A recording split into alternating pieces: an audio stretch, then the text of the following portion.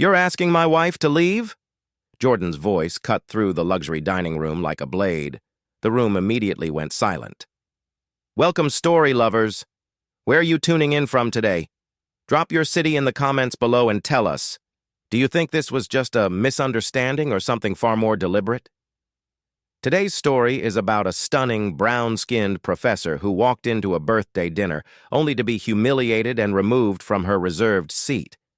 But just 5 minutes later, the arrival of a limited-edition Tesla shattered every illusion of power in that room. Who owns the restaurant? Why did they target her? And what happens when quiet dignity meets corporate justice? Stick around because this story builds to a powerful reckoning you won't see coming. And hey, before we dive deeper, make sure you subscribe to our channel so you never miss our latest true-to-life stories of dignity, downfall, and redemption. Let us know where you're watching from and stay till the end. This seat wasn't just a seat. It was a line they should have never crossed. Alina Moore stared at the ivory envelope resting on the edge of her kitchen counter. Its golden embossed lettering caught the soft morning light as if it had something to prove. This wasn't the kind of invitation she was used to. She'd received plenty in her career: academic conferences, lecture tours, honorary panels. But this one was different. It was social, exclusive, gilded in a way that only the ultra-wealthy dared to be. It wasn't just any birthday party. It was the 6th birthday of Madison Langford, the daughter of Cynthia and Richard Langford, hedge fund elites and partners in several real estate ventures with Jordan, her husband. The event was being held at Vivre Blanc, the city's most coveted restaurant, a place where reservations had wait lists longer than some Ivy League admissions, and where the menu didn't list prices, only symbols of prestige. Jordan, the silent player in luxury circles, had mentioned the party casually over dinner 2 weeks ago. They asked if we'd attend, he said, between bites of salmon and market greens. I said yes for both of us. Alina raised an eyebrow. Both? It's just a formality. You'll enjoy it, he replied with a wink, as if showing up was as effortless as saying yes. But Alina wasn't one for formality, not the kind dripping in quiet codes and silent judgments. She didn't grow up learning which fork went with which course, and she had no interest in pretending. Yet as she glanced at the invitation again, something in her chest tightened. She wasn't nervous. She was aware of how often rooms like these took inventory of skin tone before credentials. Still, she decided she would go, not to perform, not to please, but to occupy space. Jordan wouldn't be arriving until later. He had meetings lined up all day. Alina saw no reason to wait. She would go early on her terms. She chose her outfit deliberately, a flowing white slip dress that skimmed her curves without apology. Minimal jewelry, no designer handbag, no statement shoes, just grace and intention. Her hair, a cascade of soft coils, was swept back in a low bun. Her presence would speak for itself. The Uber pulled up to Vivre Blanc's polished entryway just past 3 o'clock. The midday sun bounced off the restaurant's glass and chrome facade, casting reflections that made the place look like a temple of modern privilege. A valet in a pressed charcoal uniform opened her door, his eyes flickering just briefly as he registered her.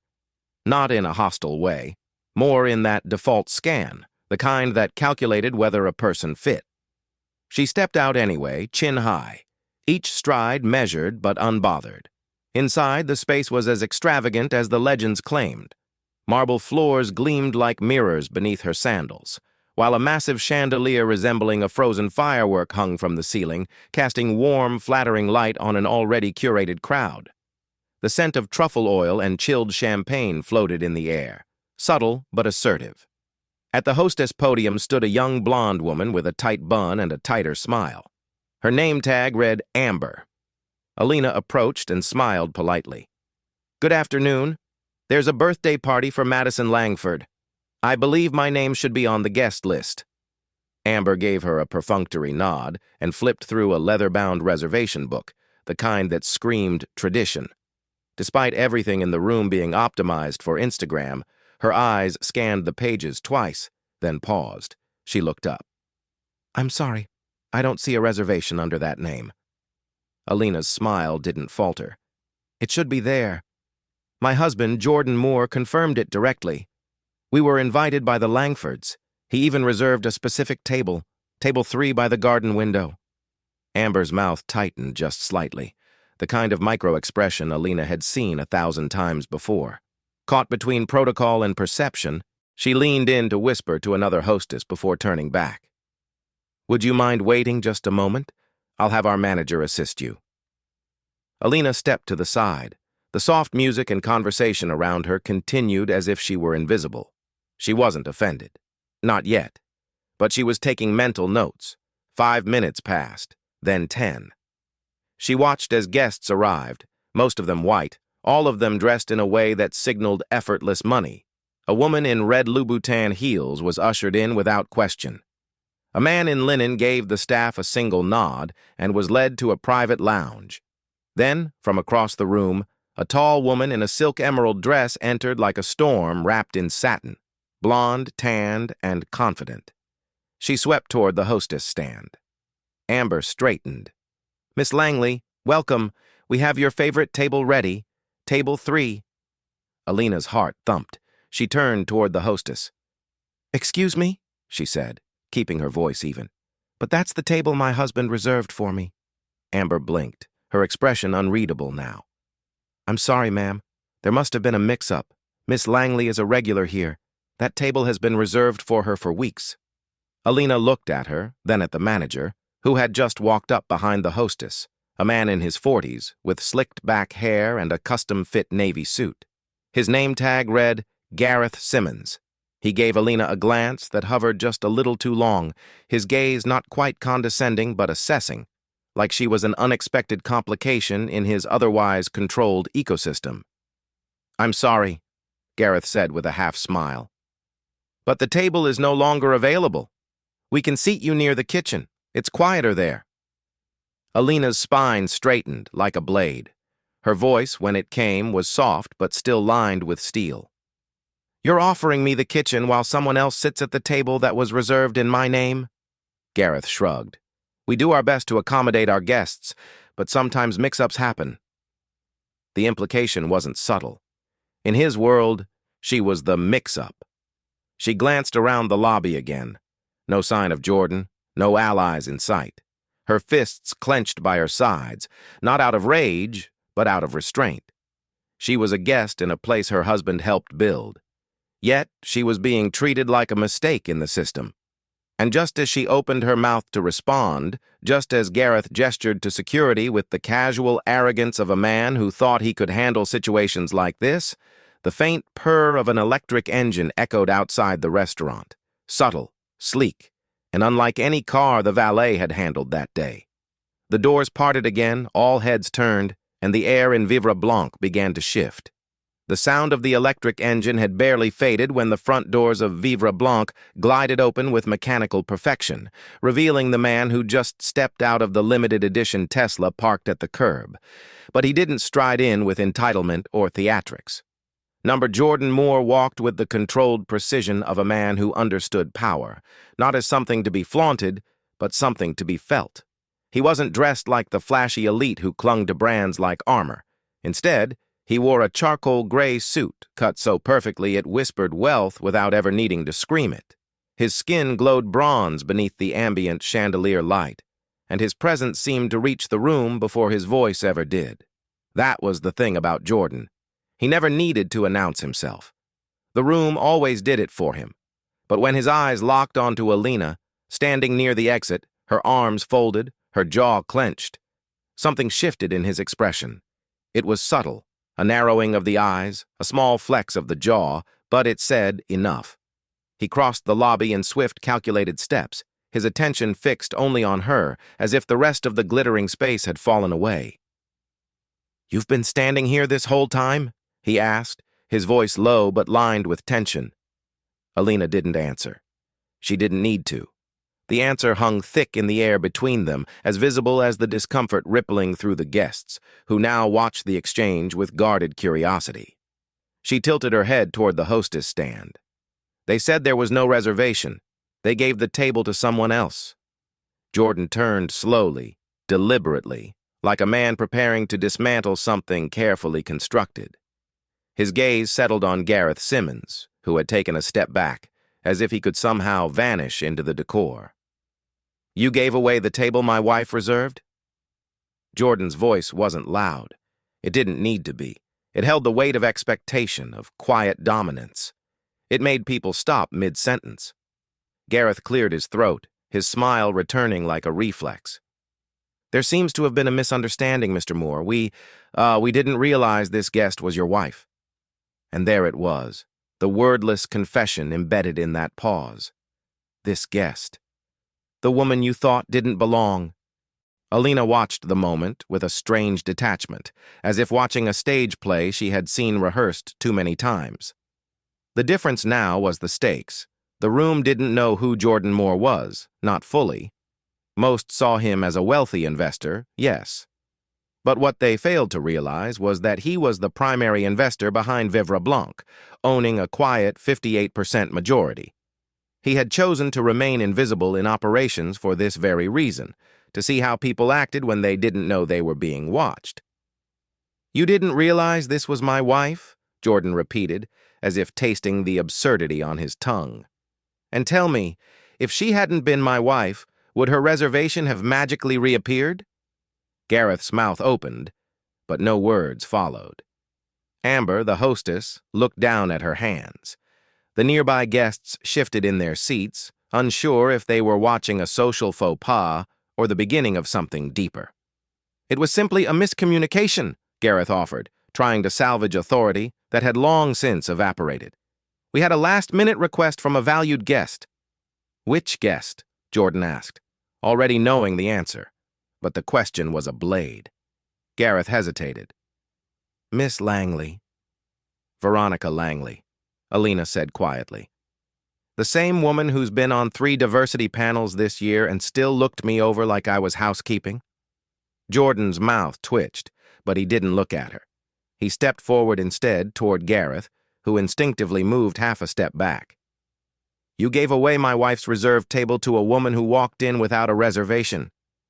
"Simply because she looked like your version of a VIP, Jordan said, voice razor-sharp now.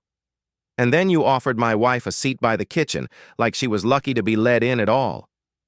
Silence wrapped around them like a fog. Even the pianist had slowed his melody into something faint and cautious.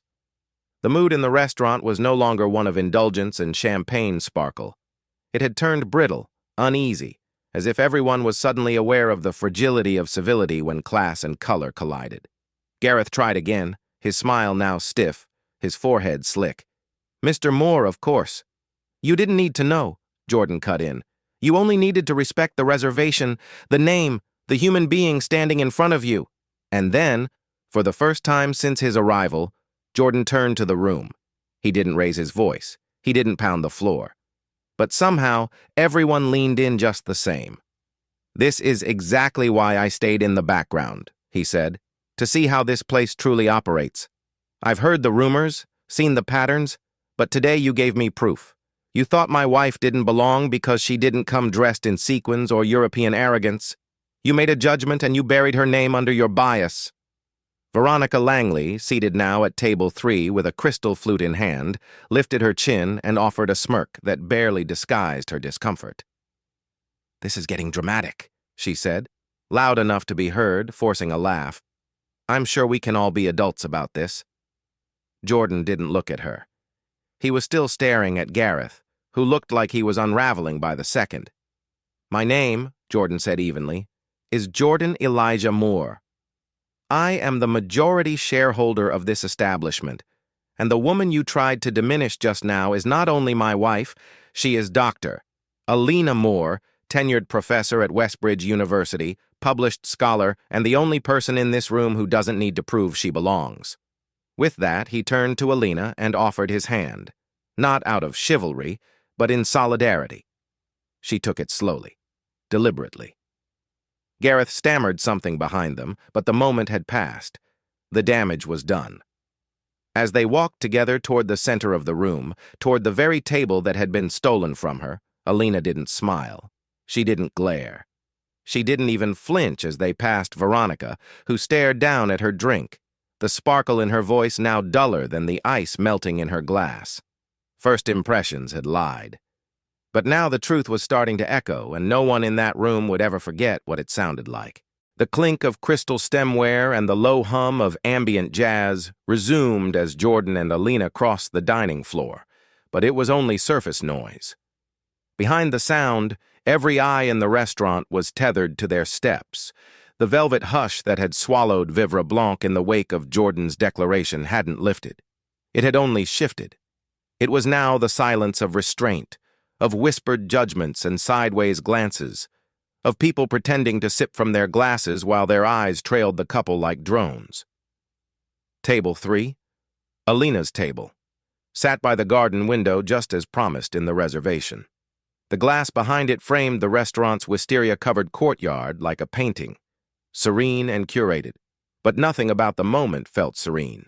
At the table, Veronica Langley still sat like a queen, unwilling to vacate her throne. She didn't rise. She didn't even blink. She simply crossed her legs, swirling her drink as though the room still belonged to her. Jordan stopped just short of the table. His hand never leaving Alina's, he coolly addressed Veronica. "Ms. Langley," he said, his voice even, "I believe you're in the wrong seat." Veronica looked up slowly, her smirk unchanged, but her voice now edged with deliberate innocence. "Oh, I had no idea this table was such a point of contention. I assumed it was first come, first served." She paused to sip her drink, then added, "But if it means that much to her?" "To her?" Alina interjected sharply. "This was a matter of principle, but to you it's always just been convenience wrapped in entitlement." Her voice didn't tremble.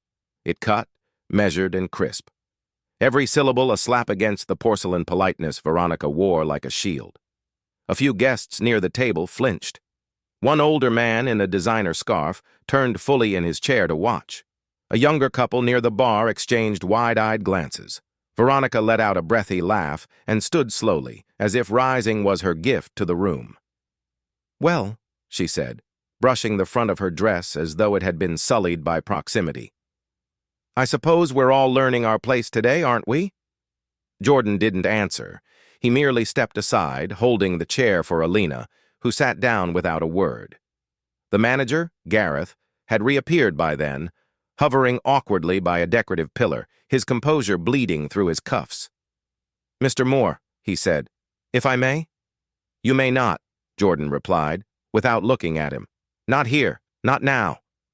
Gareth recoiled as if slapped, swallowing whatever apology he was about to attempt, and instead turned toward the bar, motioning for the head waiter with a desperate flick of his fingers. The room, though attempting to move on, couldn't escape the pull of the confrontation. Conversations now carried a stilted edge. Laughter sounded forced. Waiters drifted like ghosts, present but unsteady. Alina, seated in her rightful chair, surveyed the space with cool precision. She had spent a lifetime mastering the art of appearing unbothered in rooms designed to exclude her. She knew what it meant to keep her back straight while people questioned her right to exist in a space they had already claimed. But this was different. This was not a university boardroom or a publisher's gala. This was a room full of people who thought money gave them the license to erase her.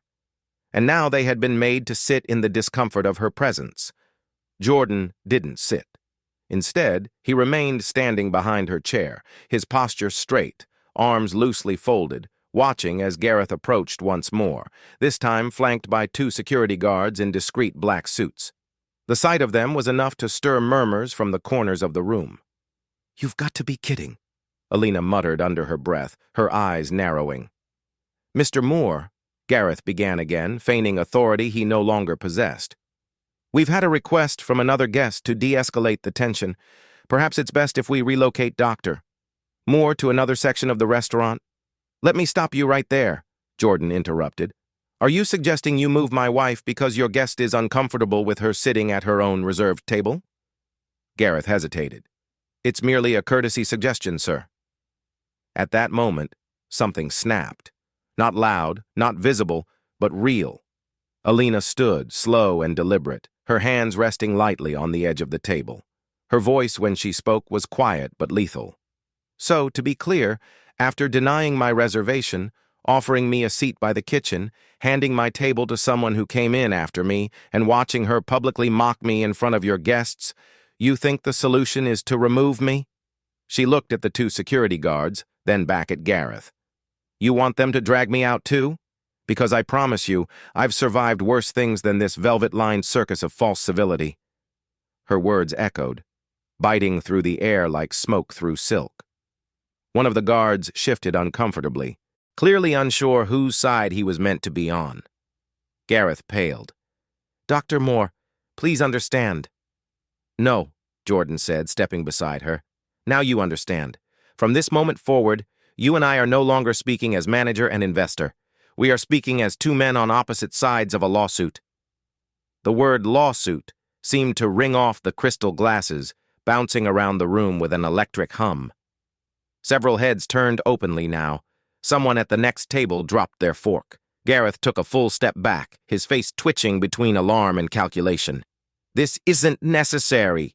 It became necessary the moment you tried to erase her, Jordan snapped. The moment your bias became company policy. The moment this entire place decided that whiteness equals priority.